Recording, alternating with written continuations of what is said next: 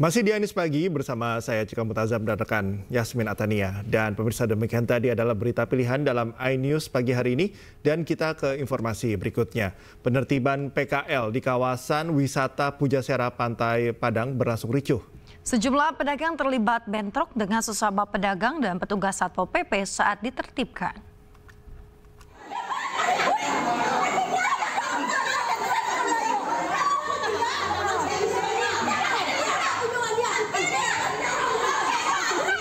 Sejumlah pedagang terlibat cekcok dengan sesama pedagang di kawasan Pujasera Taplau, Pantai Padang. Kericuhan ini terjadi saat penertiban oleh petugas Satpol PP Kota Padang. Mereka cekcok lantaran menganggap penertiban yang dilakukan oleh petugas tidak merata, sehingga terjadi keributan antar pedagang. Bahkan salah satu pedagang terpaksa harus digotong dan diamankan oleh petugas karena mengamuk hingga jatuh pingsan. Penertiban di kawasan ini dilakukan lantaran sejumlah warung kaki lima didirikan di lokasi yang dilarang untuk berjualan. Akibatnya, petugas melakukan penyitaan gerobak milik pedagang dan merobohkan bangunan liar yang didirikan tanpa izin. Pada hari ini melakukan kegiatan pengawasan sekaligus penertiban, dan pada saat itu juga kita sudah melakukan pemantauan terhadap pedagang kaki lima yang berada di lokasi tersebut, yang seharusnya tidak diperkenankan untuk berjualan. Akan tetapi melalui pemantauan kita terbukti adanya beberapa pedagang kaki lima yang masih memandang dan masih melakukan aktivitas berjualan di tempat yang tidak diperbolehkan, di tempat kita melakukan pengawasan dan penertiban tersebut. Pengawasan dan penertiban ini rutin dilakukan hingga usai Lebaran di sejumlah kawasan wisata Kota Padang. Dari Padang, Sumatera Barat, Budi Sunandar, iNews melaporkan.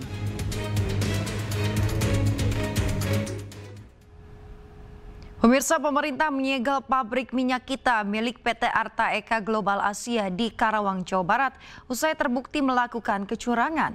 Pabrik ini mengemas minyak kita dengan isi yang dipangkas hingga 200 ml per kemasan.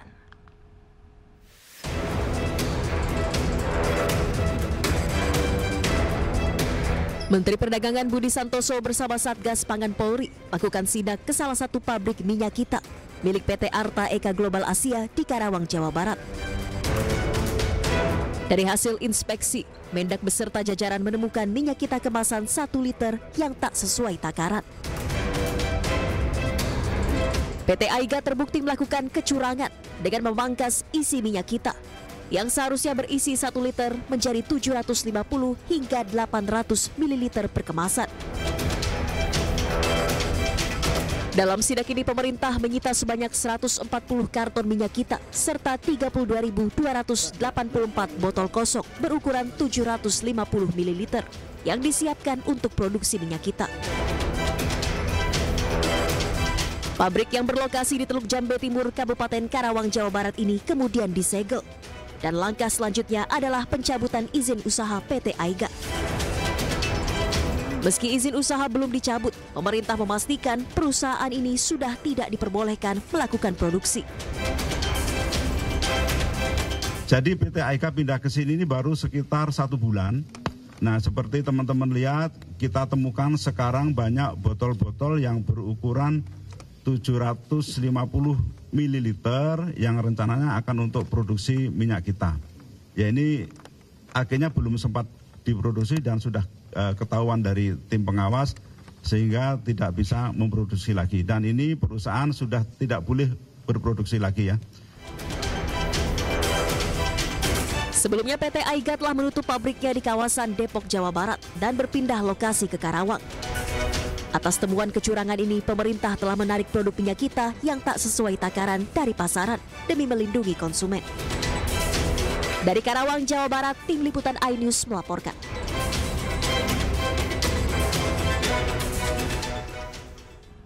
Sementara itu, pemirsa, Satgas Pangan Polda Jatim menggerebek home industry yang memproduksi minyak kita palsu. Pelaku mendapat keuntungan ratusan juta rupiah.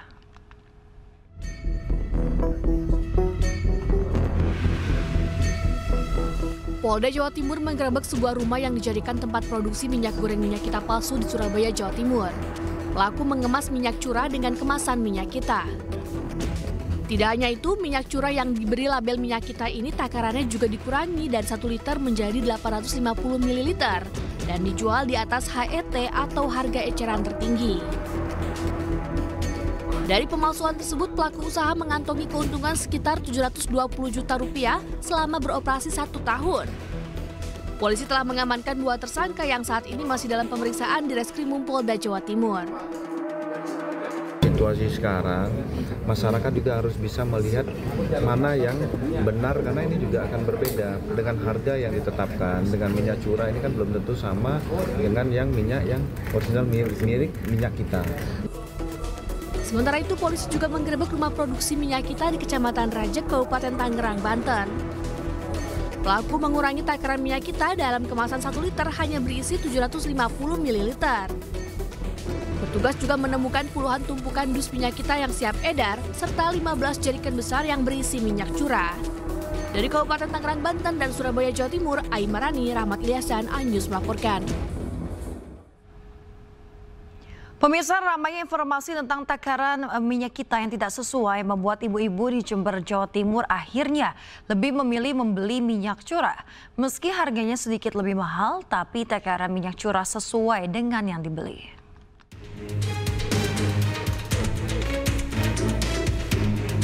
Ramainya kabar takaran minyak kita yang tak sesuai ternyata berdampak di sejumlah pasar seperti di Pasar Tanjung Jember ini.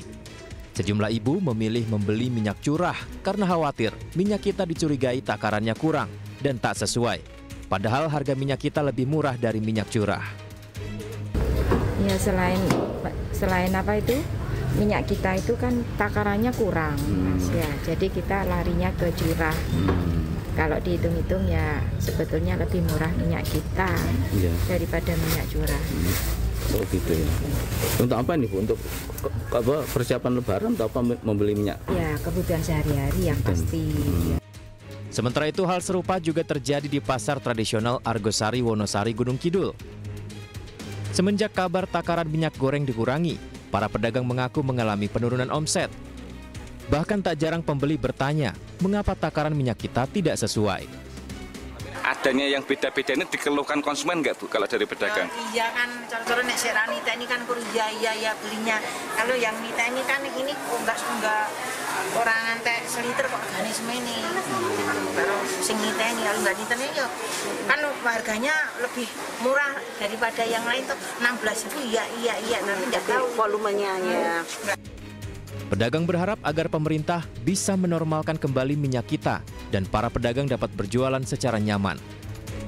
Dari Jember, Jawa Timur dan Gunung Kidul, Yogyakarta, Bambang Sugiarto, Kismaya Wibowo, iNews melaporkan. Pemirsa, strategi untuk meningkatkan pendanaan hingga 90 triliun rupiah tengah diluncurkan. Dalam peluncuran sistem ini juga turut digelar penganugerahan pemenang kompetisi jurnalistik.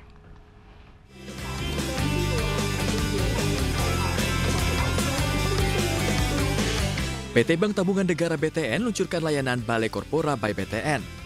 Sebuah platform terintegrasi untuk bisnis wholesale banking yang memberikan kemudahan untuk transaksi perbankan usaha nasabah. Layanan Balai Korpora by BTN ini merupakan bagian dari transformasi dari digital perseroan untuk menawarkan sebuah solusi terintegrasi yang sebelumnya tersebar dari platform yang berbeda.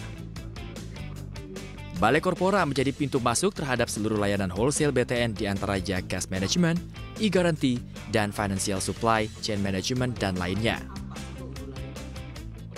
Balai Korpora ini kan sebagai salah satu digital platform ya, yang bisa melayani semua kebutuhan untuk korporasi yang ada di Indonesia sebetulnya. Jadi Balai Korpora adalah salah satu wujud dari transformasi BTN. Jadi BTN ada namanya digitalisasi end-to-end ya customer journey untuk meningkatkan customer experience. Jadi dengan nasabah menggunakan Balai Korpora harusnya customer experience-nya akan semakin meningkat. Sementara itu dalam kesempatan ini Bank BTN juga menganugerahkan penghargaan kepada para pemenang kompetisi jurnalistik dan foto BTN 2025. Kembali diselenggarakan, penghargaan ini menguji kemampuan jurnalis dalam membuat ulasan terkait perubahan. Saya merasa bahwa para jurnalistik ini belum pernah dapat panggung yang baik gitu. Ya, kalau kita di awarding kan dipotoin wartawan, kepikiran kebalik nih mereka pernah dapat award kayak gitu kan. Nah sebenarnya bukan cuma tahun ini, tahun sebelumnya juga udah. Lalu nih ada orang-orang di BTN diskusi dengan teman-teman media, yuk kita bikin lomba jurnalistik. Kedepan BTN akan mengembangkan layanan balai korpora untuk memenuhi kebutuhan transaksi lainnya, seperti trade finance, pembukaan rekening giro secara online, dashboard untuk industri spesifik, dan negosiasi untuk jual beli. Dari Jakarta, Kevin Pakan, Oki Mahendra, Adi Supriyatna, iNews melaporkan. Pemirsa, sinetron garapan MNC Pictures Mencintaimu Sekali Lagi menggelar syukuran di Movieland Lido, Bogor, Jawa Barat sebagai lokasi syuting terbaru. Para pemain serial drama yang penuh dengan intrik dan ketegangan ini mengaku senang dengan lokasi syuting baru yang lengkap dan juga nyaman.